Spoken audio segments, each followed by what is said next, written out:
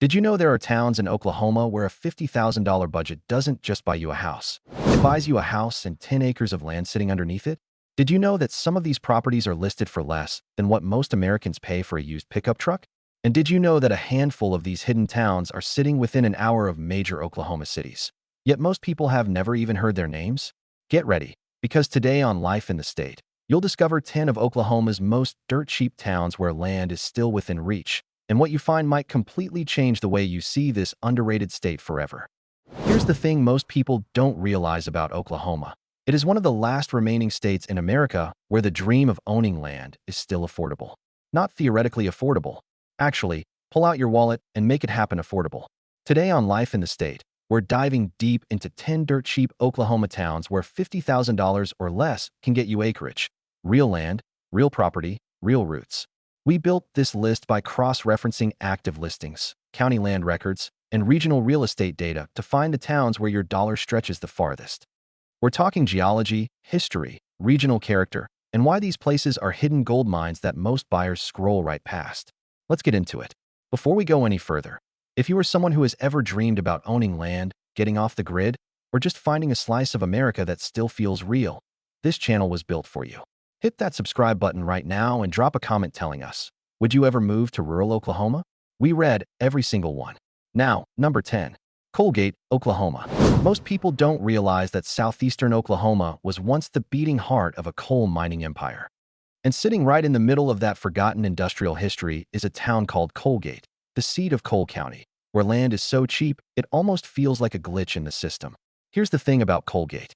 The land around it is dramatic in a way you wouldn't expect from Oklahoma. We're not talking about flat plains here.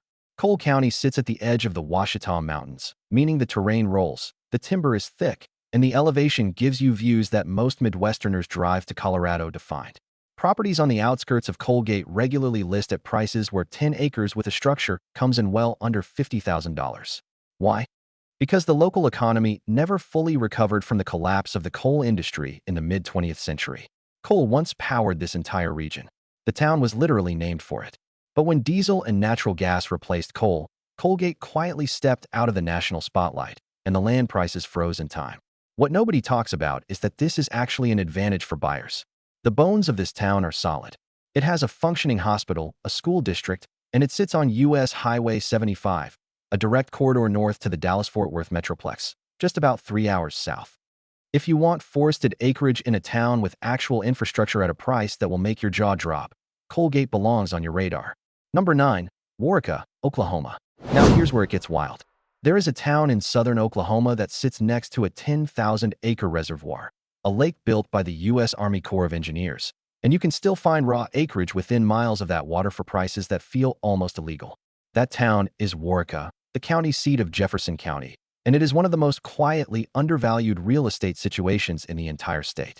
Here's the context. Waurika Lake was constructed in the 1970s specifically for flood control and water supply. It covers over 4,000 surface acres of water and backs up into thousands more of surrounding land. The wildlife is extraordinary. White-tailed deer, wild turkey, bass, crappie. This is a sportsman's paradise sitting largely undiscovered by the mass market. The town of Waurika itself has fewer than 2,000 residents, which is exactly why the land prices haven't caught up to the geography. Properties in Jefferson County regularly come up with 5 to 15 acres attached, priced in the $40,000 to $70,000 range, sometimes with a livable structure already on the land. What makes Waurika particularly interesting from a geography standpoint is its proximity to the Red River Valley. You are sitting right on the Oklahoma-Texas border zone, where the soil transitions from the dark prairie clays of the north into sandier, more agricultural terrain. That mix of soil types is ideal for small-scale farming, cattle grazing, and hay production. Waurika is the kind of place where you arrive and think, why hasn't someone already bought all of this? Number 8. Stigler, Oklahoma. If someone told you that for $50,000 you could own land in a river valley surrounded by state forests, with the Arkansas River less than 15 miles away, you'd probably assume they were talking about somewhere in New England or the Pacific Northwest.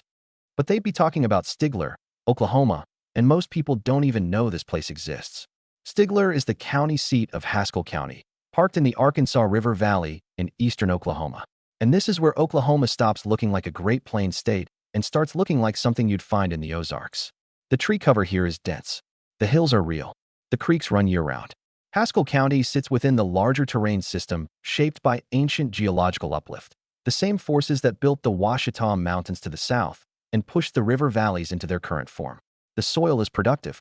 Timber is abundant. And the county has a long agricultural history rooted in cattle, poultry, and row crops.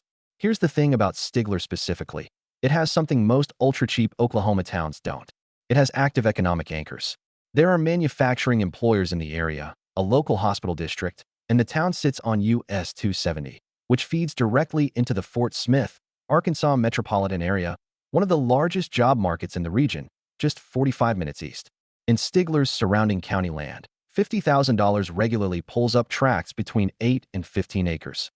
Some listings come with barns, ponds, or existing well infrastructure, the kind of rural setup that would cost 3 times as much in any state touching the Atlantic. Number 7. Holdenville, Oklahoma. Here's something wild about central Oklahoma that most people overlook entirely. There is a band of counties running through the geographic heart of the state: Hughes, Cole, Pontotoc, where land prices dropped so dramatically after the oil bust of the 1980s that they never fully recovered. And sitting right in the middle of that band is Holdenville. Holdenville is the seat of Hughes County, and it carries a history as layered as the geology beneath it. This area sits atop the Arkoma Basin, one of Oklahoma's major natural gas and oil-producing geological formations. The land here has literal energy history embedded in it. Old pump jacks, still-dot pastures. Abandoned oil infrastructure is a normal sight along rural county roads. But here's what makes this relevant to buyers right now. That energy history created infrastructure. Roads were built to reach wells. Power lines were run to remote locations. And when the oil economy contracted, all of that infrastructure stayed, while the population and the prices did not. Hughes County has one of the lowest land price per acre averages in the entire state. Properties outside Holdenville regularly feature 10-plus acres with structures, listed in the $35,000 to $55,000 range. Some parcels include mineral rights, which adds a layer of potential long-term value that most buyers in more expensive markets never even get to negotiate. The town itself sits on the South Canadian River watershed, meaning seasonal water access and fertile bottomland soils are part of the package. If you're thinking about growing anything, gardens, orchards, livestock, this soil will work for you. We are halfway through this list, and things are only getting more wild from here. If you haven't subscribed yet, do it right now, and drop a comment with the number of the town that surprised you most. We've got 5 more hidden Oklahoma land deals coming up, and number 3 might be the most absurd value on this entire list. Number 6. Madill, Oklahoma. Most people don't realize that one of the largest man-made lakes in the entire United States sits right on Oklahoma's southern border. And that land prices within 30 minutes of that lake are still remarkably low. That lake is Lake Texoma. And the closest affordable hub to its Oklahoma shoreline is Madill, the seat of Marshall County. Lake Texoma is no small pond. It covers over 89,000 acres of water surface, bigger than many entire counties, and it straddles the Oklahoma-Texas state line along the Red River. It draws millions of visitors annually and has one of the most productive striped bass fisheries in North America. Here's the strange thing. Despite all of that draw, Marshall County land prices remain low enough that $50,000 can still realistically land you acreage within the lake's gravitational pull. Why? Because most of the high-dollar lakefront development has concentrated in specific resort corridors, leaving the agricultural and rural tracts surrounding those corridors priced at deep country rates.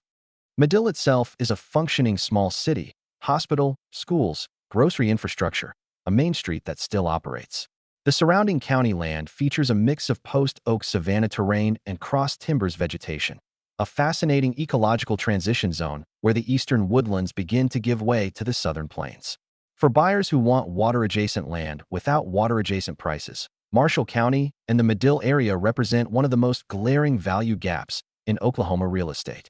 Number 5.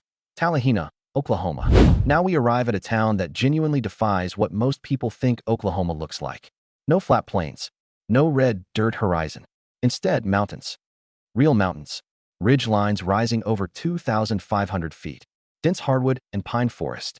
A two-lane highway called the Talihina Scenic Drive that is routinely listed among the most beautiful drives in the entire American South. The town is Talihina, in Lafleur County, and it sits at the base of the Ouachita Mountains, a range that is older than the Rocky Mountains and far less crowded. Here's the geological context that makes this wild. The Ouachitas were formed during the Pennsylvanian period, roughly 300 million years ago, when ancient continental collision folded the ocean floor upward into parallel east-west ridges. That folding is unique in North America. Almost no other mountain range runs east to west.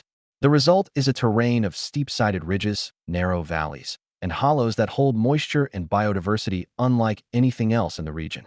Talihina and the surrounding Lafleur County land market is legitimately strange for buyers. You can find 10-acre tracts with mountain road access, timber, and seasonal creek drainage for prices that would be considered impossible in any Appalachian state. Land in this area has traded hands for $2,500 to $4,000 per acre, sometimes less, because the demand curve here has never caught up with the scenery. For buyers who want the mountain land lifestyle without the mountain land price tag, Talihina is the most absurd value proposition on this list. Number 4. Atoka, Oklahoma. What nobody talks about with Atoka is that it sits at a geographic crossroads that has made it strategically important for centuries. This county was part of the Choctaw Nation, one of the 5 civilized tribes relocated to Indian Territory during the forced removals of the 1830s. The land was chosen by Choctaw leaders specifically because it resembled the forested, creek-fed terrain of their original Mississippi homeland. Atoka County today is still defined by that same landscape: gently rolling forested uplands, Boggy Creek and its tributaries cutting through bottomland, and a mix of open pasture and dense cross-timber woodland that gives landowners both grazing capacity and natural privacy. The town of Atoka is positioned on US 69, one of the oldest and most continuous north-south corridors in the state, running from the Kansas border all the way to Texas. That road access gives Atoka connectivity without removing it from rural character. Land prices here run among the lowest in southeastern Oklahoma. 10-acre parcels with existing structures have listed in Atoka County for figures well below $50,000, sometimes closer to $30,000 for properties that need work but have good bones and usable terrain. The history here is deep, and it is real. Owning land in Atoka County means owning ground that carries a weight of American and Native American history that most buyers never pause to consider. That context alone makes it remarkable. Number 3. Antlers, Oklahoma. Antlers is the county seat of Pushmataha County, and Pushmataha County has one of the lowest population densities of any county in the entire state. We are talking about a county roughly the size of Rhode Island with fewer than 12,000 people in it. That isolation creates a land market where the numbers look broken. Acreage in this county has sold for under $1,500 per acre. 5-acre, 10-acre, and 15-acre tracts, sometimes with structures, wells, and established clearings, have listed for figures that would represent a down payment in most American housing markets, not the total purchase price.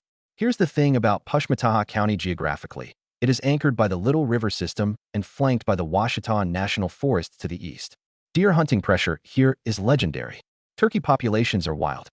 Fishing access across the county's stream network is essentially unlimited for landowners. The name Antlers itself came from the practice of early settlers hanging deer antlers on a post office tree to mark the mail stop. A detail so specifically frontier that it feels like a scene from a history book rather than a real place that still exists. If your budget is $50,000 and your goal is maximum acreage with genuine wilderness character, Pushmataha County and Antlers represent the single most extreme value on this entire list. Number 2. Hugo, Oklahoma. There is a town in the far southeastern corner of Oklahoma that sits on a lake, borders the Red River, has a historic circus tradition, and still offers land prices that feel like a rounding error. That town is Hugo, the seat of Choctaw County, and most people have never heard of it. Here's what makes Hugo wild from a geography standpoint. It sits in the Red River Plain, the ancient floodplain deposited by centuries of river migration. That soil is extraordinarily fertile, thick, dark, alluvial clay that has been growing crops for thousands of years before European settlement. The surrounding county has long supported cotton, peanuts, soybeans, and cattle precisely because the land wants to produce.